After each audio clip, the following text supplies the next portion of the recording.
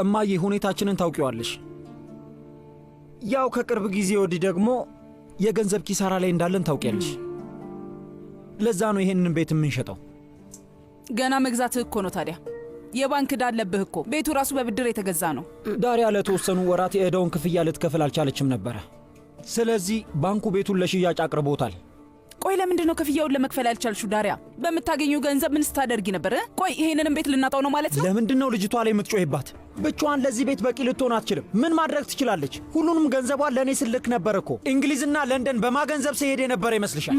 ፈጣሪ አንቺ የሚያደርግሽን አይደለም። ስሚ፣ መሳደቡንና መራገሙን አቁሚ።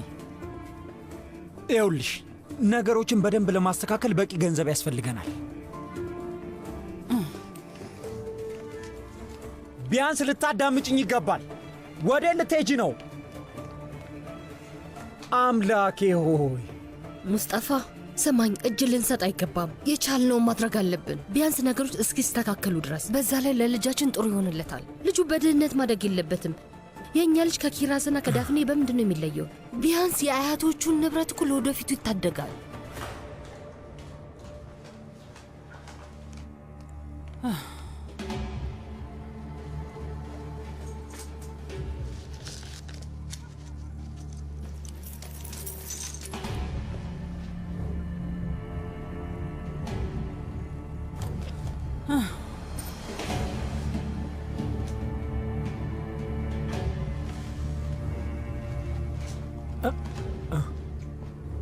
ይሄ ደግሞ ምንድን ነው ማዬ? ሙስጠፋ ይሄንን ወደ ባንክ ውሰድና ያለብህን ክፍያ በሙሉ ፈጽም። ቤቱ መሸጥ የለበትም።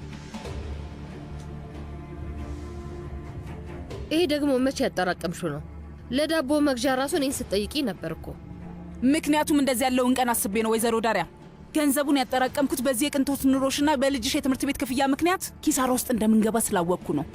የቅንጦት ህይወት ብለሽ ስትናገሪ ትንሽ አይከብድሽም? ስሚ፣ በእኔ አያያዝ ባይሆን ኖሮ እስካሁን መኖራችሁም ነበር። ቀን ከሌሊት እየሰራሁ ያለሁት እኔ ነኝ። ትሰሪያለሽ፣ ግን ደግሞ በገንዘቡ ዳሽ መክፈል አልቻልሽም። በቃ ከዚህ በኋላ ይበቃሻል። በገንዘቤ ምን እንደማድረግ ማብራራት ያለብኝ ለባሌ ብቻ ነው። ከዚህ ውጭ ግን ገንዘቤ ምን እንደማድረግ ለአንቺ ማብራራት አይጠበቅብኝም።